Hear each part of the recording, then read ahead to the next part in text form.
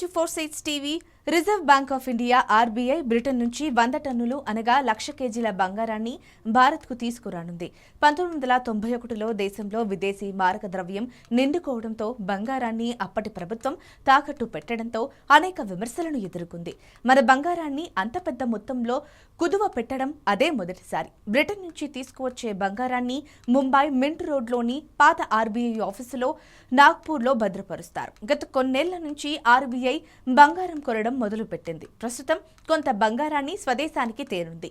దీంతో దేశ ఆర్థిక పరిస్థితి బలపట్టమే కాకుండా ఆర్థిక భరోసా కూడా కల్పిస్తుందని అధికారులు చెబుతున్నారు. బంగారం నిల్వలు, తరలింపులపై మరిన్ని వివరాలు తెలుసుకుందాం.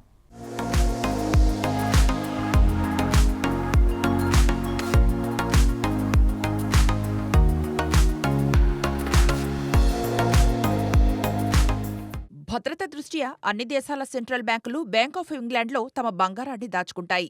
భారత్ అందుకు మినహాయింపు కాదు. స్వాతంత్ర్యానికి ముందు నుంచి బంగారాన్ని అక్కడ దాచిపెట్టడం జరుగుతోంది. బంగారాన్ని కంటైనర్లో పెట్టి దాచుకునే ప్రాంతాన్ని రిపోసిటరీ అంటారు. ప్రస్తుతం ఆర్బీఐ వద్ద 822.1 టన్నుల బంగారం ఉంది. దానిలో 413.8 టన్నుల బంగారాన్ని బ్యాంక్ ఆఫ్ ఇంగ్లాండ్లో భద్రపరిచింది. గతేడాది 27.5 టన్నులు, ఈ ఏడాది జనవరి నుంచి ఏప్రిల్ వరకు 1.5 టన్నుల బంగారాన్ని మన దేశం కొనుగోలు చేసింది. ఈ నిల్వలు అత్యవసర పరిస్థితుల్లో ఉపయోగపడనున్నాయి. విలువైన లోహాన్ని భారీ పరిమాణంలో తరలించడానికి భద్రత, వాహనాల తరలింపులో ఆందోళనల దృష్ట్యా ఖచ్చితమైన ప్రణాళికలు అమలు చేస్తారు. ఇప్పుడు దేశానికి రాబోయే 100 టన్నుల బంగారం భారతదేశంలోని దాదాపు 4వ వంతు బంగారంతో సమానం. ఈ తరలింపునకు ఆర్థిక మంత్రిత్వ శాఖ, ఆర్బీఐ, మరికొన్ని ప్రభుత్వ శాఖలు, స్థానిక సంస్థలతో సహా అనేక శాఖలు సహాయ సహకారాలు అందించుకుంటాయి.